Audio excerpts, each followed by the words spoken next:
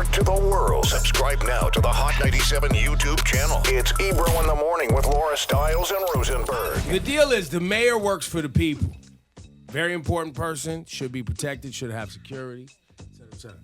It's raining crazy.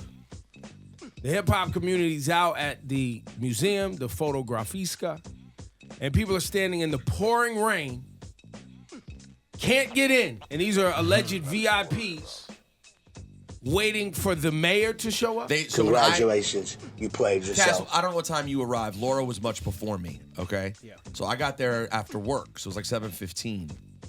The line was crazy. Rain's coming down crazy. No one's being allowed in. The people were very polite to me. Thank you to the security. They were very nice. They could tell it was messed up. I was like, that we couldn't get in. But they're like, the door's shut down right now. The mayor's coming. I was like, that's Win. not... No, first of all, win. And who Second cares? of all, stop it. Knock it off. He works for us. Congratulations, you played And yourself. third of all, don't pretend like it's a big deal that the mayor's out. It's a Wednesday. He's out every Wednesday. That's a fact. Like, I'm sorry, with all due respect, you're shutting down the hip-hop line because it's a hip-hop event. There's a rich former cop coming. Congratulations, you played yourself. Honestly, when I was leaving, what made me sad is that a lot of, the OGs, and they're a lot older. So it's like, fam, you better let these folks in. They're the reason why we're even here. That's right. You But better pay attention. That's fact. Know who you're looking for. Their priority over the mayor. I'm sorry. Exactly. And by the way, listen, shout to Massimo. They did a great job. It's a hard job. I get the people who were trying to deal with it. It was very hard. You just need to be prepared for this because the hard part's going to be with all these museum rollout things. It's going to be busy doors, people who want to get in. We can't allow the people who are in the photos inside to not be allowed to get it. We have to be mindful. And whoever works for the mayor, man, if y'all calling places like, yo, hold the line until we get there because we security. Congratulations, you played yourself. Nah, bro. When y'all pull up outside, he could wait in the car for a second. Then they can hold the line. For 5 seconds while he walks in. While he walks in. You ain't got to do a preemptive hold. Congratulations. It's not the president. It's not the president, guys. And furthermore, to Eric Adams, I heard you were unapproachable at the event. So you're out with the people, but nobody can speak to you? And it was already a VIP room to be in. It's not like he was in, he wasn't at the Barclays Center for a concert wandering around. This was already a pretty VIP event. You could just chill. Yo, man, swag, B. Another congratulations you played yourself goes to the Brooklyn Nets and Ben Simmons. You got Congratulations. you got to get the You played yourself. You guys played a phenomenal game last night based on the numbers on the page.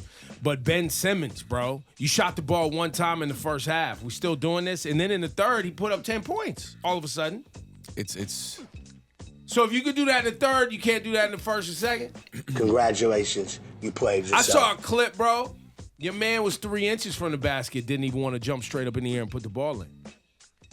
I'm telling you, I actually do believe now. That's psychological. Yeah, there is a mental health thing going on there. I'm not saying it's like he's not well, but there's some issue blocking him. Yeah, he does. I think, listen, bro, Ben Simmons. They were chanting F Ben Simmons in Philly last night. Well, that sounds right. I mean, they're supposed to. That's on par. When you go there, they're gonna boo you. People are gonna anticipate you taking bad shots, missing shots. It's going to happen. I think at this point, go for it, man. Go for it. Just go for it. You're 6'10". Go for it. No, I know it's been tough in your life. You're light-skinned. People have made fun of you a long time. I know. But it's okay, bro. Go ahead, take the shot. People gonna talk they ish, but it'll come together for you, man. Be brave, man. Be brave. Congratulations, you played yourself. Be strong. Laura, what you got on your list today? So, Twitter's been a hot mess. But I noticed that Twitter welcomed and reinstated known white supremacist Nick Fuentes. He was the one that Kanye was running around with. He's very proud white supremacist. So everybody was like, wow, I can't believe they let him back in after all the nonsense. Elon Musk is the owner of Twitter now. Everybody gets their Twitter account back. Congratulations. Free thinking. And he comes back with a video of him. The video says like DEFCON 3 and Yay 2024, whatever. That's gonna happen. Well, they quickly banned him. I don't know what he did, but they quickly banned him again. So he came up. And he came right back off. What are you guys doing? Congratulations, you played yourself. Well, it's the same thing where Elon Musk a few weeks ago was like, hey, am I doing a good job? Remember he took that poll and everybody was like, nah, somebody else needs to run this damn Bro. thing. Yeah. And literally, droves of people, millions, voted for Elon Musk to get away from Twitter and let it be controlled by someone else. Yep. We have heard nothing about that after that vote. Yeah. Nothing happened. He owns it. What are we talking about? It was all silly. But I think maybe, listen, some of these situations aren't that bad in that he allows people to hang themselves. Oh, I'm going to let you back in, and if they come in and they mess up and they still get banned, I'm not saying he's doing it for that reason, because I don't think he is, but that is what's going to happen. Ultimately, well, it looks like in some cases, yeah. As long as they continue to then ban people for doing that. That's right. But what they're not going to do is like when Trump comes back on, because Trump is allowed to come back on. He can't come back on financially because of his deal with Truth Social. When Trump's allowed to start tweeting financially again, it'll be interesting to see if they do anything. My guess is they won't, because he won't go up to that line. Trump's not going to write DEFCON 3. No, and remember, Trump's ban was tied to January 6th, and in what is it? What's the word? Inciting violence. Inciting violence, right? Wasn't that part of that? Yeah, it was around that, I believe. Rosenberg's got something on the list. Do we need special music for this moment? You texted me late last night, around 11 p.m. I woke up to it this morning, and it said, I need 5 minutes. I did say I need 5 minutes.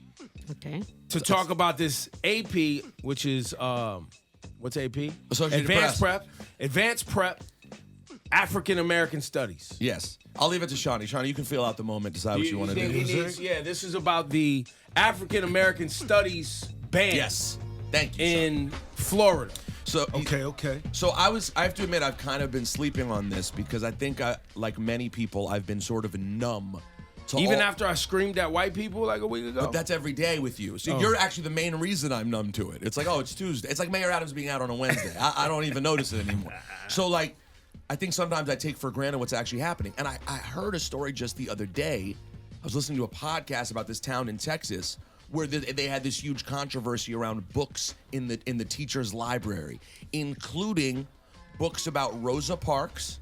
And how about this? A mandate that they wanted, the parents were upset, and they said if you're going to have books about the Holocaust, you should have books presenting both sides. Both sides. What's the other side? What's the other side? So do they have Mein Kampf? That's the other side. So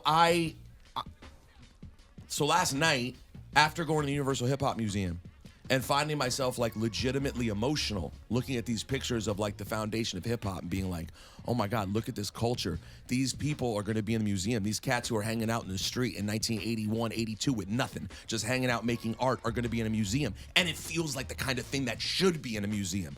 I was like very emotionally touched by seeing it and excited. And then I get in the car and my brother's like, yo, you seeing what's happening? That they banned AP African American history? For people who aren't like big school nerds, like the AP classes, if you're really serious about school and going to college and higher education, you're taking the AP classes. Yeah, advanced placement. And AP African American history, I mean, there's AP math, there's AP biology, there's AP U.S. history, AP African American history. We're talking about learning about the basic things, on a more advanced level. So here's the description of it, what's happening in Florida. So pay attention if you can indulge me. The education department listed concerns in the curriculum, including topics covering intersectionality and activism, black feminist literary theory, and black queer studies. Ron DeSantis, the governor, the man who now has banned AP African American history for right now, says, now who would say that an important part of black history is queer theory? That is somebody pushing an agenda on our kids. He believes that this sort of education is part of the, quote, woke indoctrination. So it got me thinking, because this keeps coming up. Ebro and I keep talking about like the words like woke, etc., about what these words woke and snowflake now mean. And what they mean are that you are weak for caring about the feelings of others. You are soft if you acknowledge that non-white hetero Christians have benefited while people of color, particularly black people, have suffered in this country on the prejudice this country was founded on. It truly means that these soft tender cowards are so terrified of acknowledging that they may have any sort of advantage, exposing how many people have nothing more but skating by on average whiteness, that they now co-opted terms to make the decent people seem weak and to make the weak and feeble-minded seem strong. And now they want to eliminate for real from class African American history. They believe that studying Rosa Parks and Dr. King is too political, literally. Basic truths that prior to now, even the most conservative Americans accepted as basic American history. They're now being challenged by another generation of racist cowards. And I just sat last night, I don't understand. I've thought about this so many times. This is like the most basic thing about racism I don't understand. What is hard? And I'm talking to white people right now. What is hard about being white and acknowledging that there have been inherent benefits to being white in this country? Why is it so hard to admit that black people and brown people and Asian people and Jews and LGBTQ people, but specifically black folks, black Americans, have suffered in this country while the descendants of slave owners and even just people who look like those slave owners have often flourished? I mean, you're not a racist, right? I mean, you don't want to perpetuate this hate, right? So why is it so hard to admit the truths about this country? This nation was formed on the backs of black people. And the special form of racism created in America continues to pay dividends for whiteness to this day. Now listen, I am no tough guy, and I certainly do not want to spend my life fighting like the brave men and women who fought for things decent about this country in the 60s. But I promise you, and I wouldn't say this about much, I will be dead in the cold earth before I accept the real history of this country being erased. And listen, it probably won't require that kind of fight. Let's be honest. The sad little racists, they lose every time. Let's just be real. I mean, you lost in the 1800s. You lost in the 1900s. And now with your last dying gasp to fight for white supremacy again, you will lose again, because that's what hateful losers do. But if you think that you're going to erase African American history from this country and we're going back to Jim Crow America, I have something for you. Congratulations, you played yourself.